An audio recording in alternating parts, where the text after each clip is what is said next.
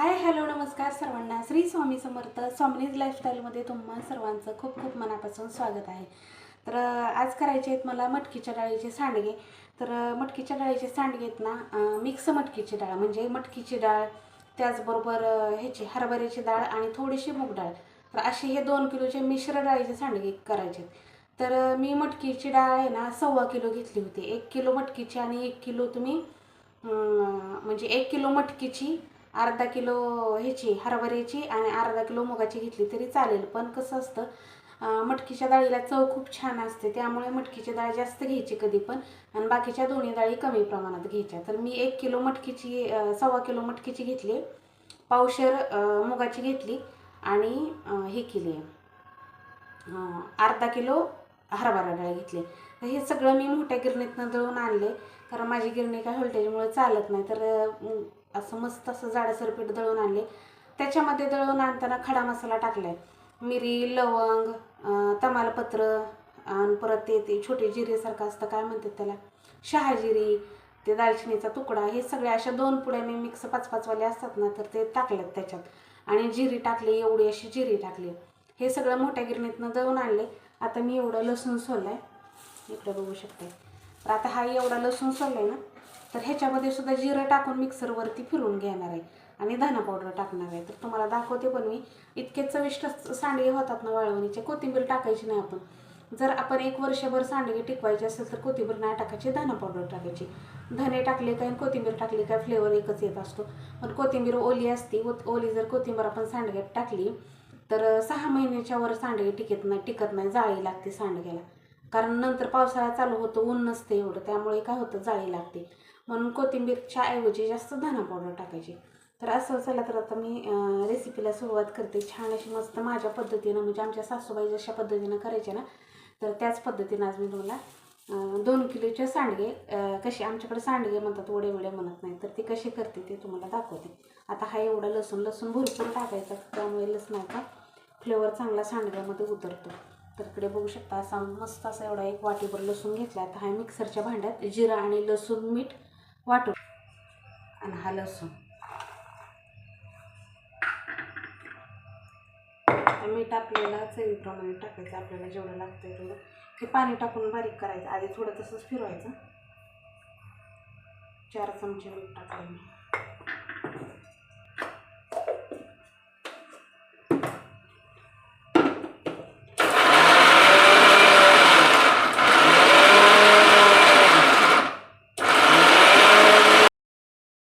लसूण आणि जिरं आणि मीठ टाकून मिक्सरवरती छान अशी बारीक पेस्ट करून घेतली आणि थोडंसं पाणी घालायचं. पाणी घातलं की पेस्ट चांगली होती तयार.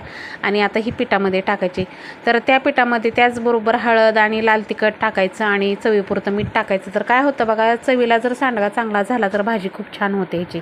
त्यामुळे तिखट मीठ हे सगळं व्यवस्थित प्रमाणात पडलं ना तर सांडगे चांगले होतात. आता ही लाल मिरची पावडर जी आहे ना, हे घरी केलेली आहे, त्यामुळे हे खूप तिखट आहे, त्यामुळे मी बेतानच टाकली, कारण ही थोडी जरी टाकली ना तर भरपूर तिखट आहे. धना पावडर आणि हे हळद हे पण टाकायचं. आता मी नेहमी आहे ना कोथिंबीर टाकायची नाही. कोथिंबीर जर टाकले तर सांडगे जास्त दिवस टिकत नाहीत. 1-1.5 वर्ष हे सांडगे टिकावे म्हणून आहे ना कोथिंबीर टाकायची नाही, पण त्याच प्रमाणात धना पावडर जास्त टाकायची. आता बघू शकता मी धना पावडर टाकलेली ती. तर मी एकदमच धने छान असे मस्त वाळवत असते आणि थोडे हलके गरम करत असते आणि ती धना पावडर मिक्सरवरती करून ठेवत असते. भाजीला ही आपल्याला आयती केलेली असेल तर बरं पडते.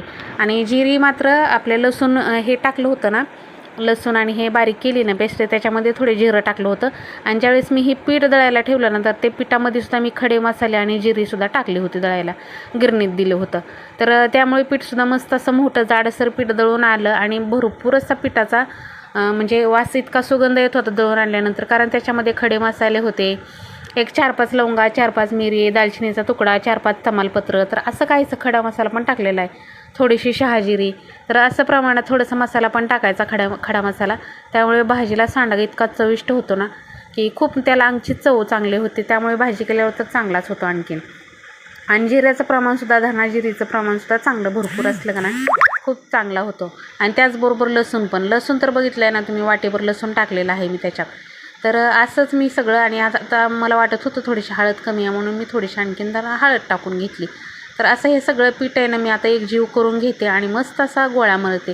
तर हा गोळा मळताना आहे ना सांडगे पांढरे होऊ नये म्हणून तुम्हाला एक ट्रिक सांगते की सांडगे वाळल्यानंतर पांढरे का दिसतात किंवा घालताना इतकं छान सगळं बरोबर टाकून पण पांढरे का होतात, तर त्याचं कारण सांगते. जर तुम्ही घट्ट पीठ मळलं ना तर सांडगे पांढरे होतात, कारण आपण पाणी लय जास्त लावून सांडगे घालतो.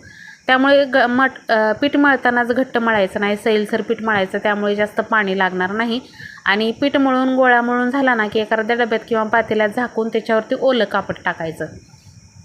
मग सांडग्याचा कलर आहे ना तसा ना तसा राहतो. जास्त पाणी लावून जर आपण प्रमाणात सांडगे घातले तर सांडगे पांढरे होतात.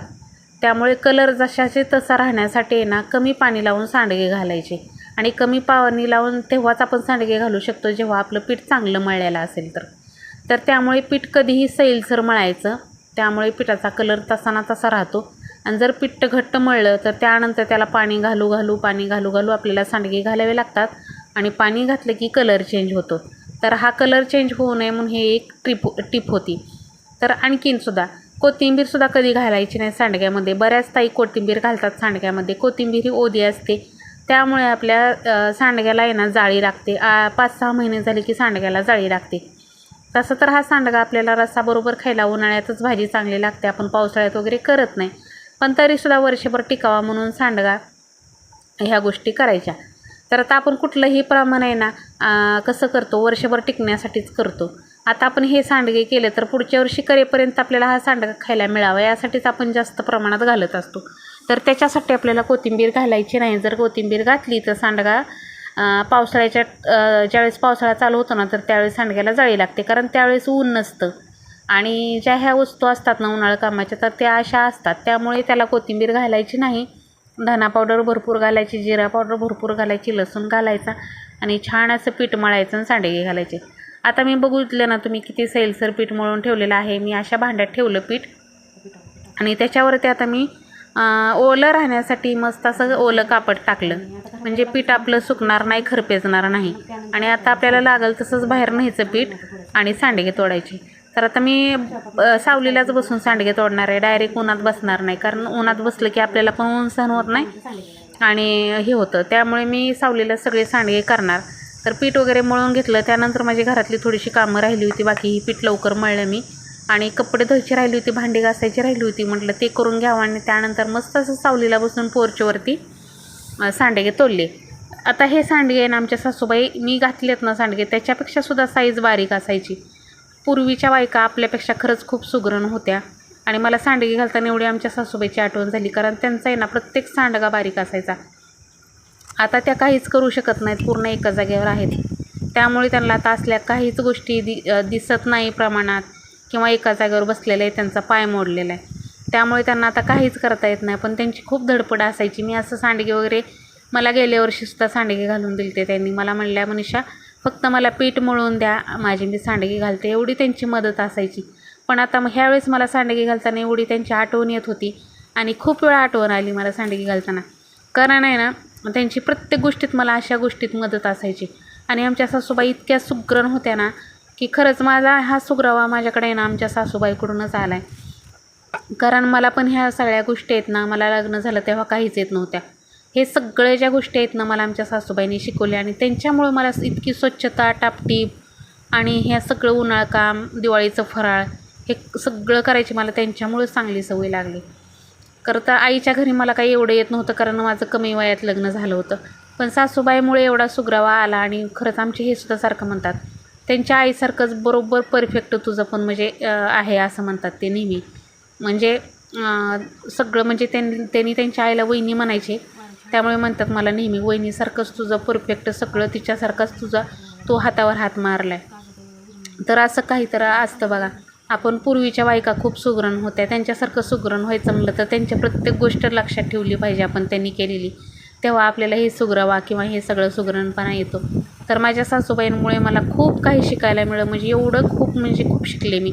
आणि आज जी काय आहे ना तर खरंच संसारामध्ये प्रत्येक गोष्ट जी आहे ती त्यांच्यामुळे आहे, कारण त्यांचं प्रत्येक गोष्ट तशी होतीच. थोडं स्ट्रिक्ट पण होत्या त्या, प्रत्येक गोष्ट खूप सुगरण. दिवाळीचं फराळ असो, उन्हाळं काम तर कुरड्या तर इतक्या सुंदर असायच्या ना त्यांच्या, खूप म्हणजे भांडी जर घासलेली त्यांना दुसऱ्याची पटत नसायची, डबल भांडी घासायच्या, एवढ्या त्या सुगरण होत्या. आणि सेम माझं तसंच आहे, मला पण दुसऱ्याचं काम पटत नाही, म्हणून मी कुठल्याही कामाला बाई लावत नाही, का तर मला पण असं दुसऱ्याने केलेली कामं पटत नाहीत. तर असं काहीच असतं, आपल्याला म्हाताऱ्या माणसांकडून आहे ना खूप काही शिकायला मिळतं. पण तरीसुद्धा सांडगे त्यांच्यासारखी मी बाकीचं सगळं सामान त्यांच्याप्रमाणे घातलं, म्हणजे त्या जशा घालायच्या तसेच घातलं, सगळं केलं, पण त्यांचे इतके बारीक सांडगे मला तोडता आले नाहीत, हे मात्र खरं. आणि म्हणून तर म्हणते ना की पूर्वीच्या बायका ज्या होत्या ना त्यांच्या इतकं सुगरण आपण आहे ना होऊ शकतो केल्यावर, पण त्यांच्यासारख्या सवयी आपल्याला लागायला आहे ना त्यांच्याबरोबर सगळ्या गोष्टी आहेत ना आपल्याला लक्षात ठेवाव्या लागतील आणि त्यांच्यासारखं सगळं बघूनच सेम तसं शिकावं लागेल, तेव्हा कुठं आपण त्यांच्यासारखं करू शकू. तर मी आहे ना 100% तर नाही म्हणणार, पण 90% तरी मी कमीत कमी त्यांच्यासारखी आहे असं म्हणायला काय हरकत नाही. कारण त्यांचा खूप स्वच्छता, टापटीपपणा, घरातलं कुठलीही गोष्ट परफेक्ट होती, तशीच मला पण सवयी लागलेली आहे. आमची आईसुद्धा मला म्हणते तुला सेम वहिनीसारखी सवय आहे. तर अशा गोष्टी असतात आपल्या घरामध्ये. एखादा माणूस सुगरण असताना त्याचं बघून घरातली सगळी सुगरण होतात. तर असं असतं, केल्याशिवाय कुठलीच गोष्ट नसते. त्यामुळे ना आमच्या मिस्टरांना आहे ना जे आवडतं, त्यांच्या आई खूप सुगरण होते, त्यामुळे त्यांच्या आईने खूप सगळ्या गोष्टी म्हणजे तशा करायच्या. तर त्यांच्यासारखं सगळं दिवाळीचं फराळ, उन्हाळ्याचं काम सगळं मी शिकले. आणि बघू शकताय तुम्हाला बोलता बोलता माझे सगळे सांडगे घालून झाले. आणि खरं तर मला 2 किलोचे सांडगे असं वाटलं की लगेच होतील, पण खरं तर ताईंनो मला हे सकाळी मी 11ला बसलेली करायला आहे ना, व्हिडिओ काढत हे करत असं करत मला अक्षरशः 3 वाजले सगळे सांडगे घालून व्हायला. पण सांडगे इतके छान झालेत, तुम्हाला मी उद्या दाखवेनच चांगले मस्त उद्याच्या मिनी ब्लॉगमध्ये. आणि हे बघू शकता आपले वाळल्यानंतर असे झालेले आहेत सांडगे. काय केलं मी, पेपरवरती थोडे घातले, थोडे ताटावर घातले, असं करत सगळे सांडगे घातले. त्यानंतर सगळे हे एका पाटीमध्ये ओतून दिले आणि इथं बाहेर आपल्या बागेमध्ये उन्हाला ठेवलं, कारण पुढच्या दाराला आहे ना गाई खूप येतात. तर कशी वाटली माझी रेसिपी, आवडली का नाही कमेंटमध्ये सांगा. आजचा व्हिडिओ तुम्हाला आवडला असेल तर लाईक करा, शेअर करा, आणि लाईक केल्यानंतर हाईप येतं ना तर ते हाईप पॉईंट द्यायला विसरू नका. चला तर भेटूया उद्याच्या व्हिडिओमध्ये. तोपर्यंत सर्वांना श्री स्वामी समर्थ. रेसिपी कशी वाटली कमेंटमध्ये नक्की सांगा, आणि ह्याला तुमच्याकडं काय म्हणतात हे सुद्धा सांगा. आमच्याकडं सांडगे म्हणतात, कोणाकडं वडे म्हणतात. तर चला तर श्री स्वामी समर्थ.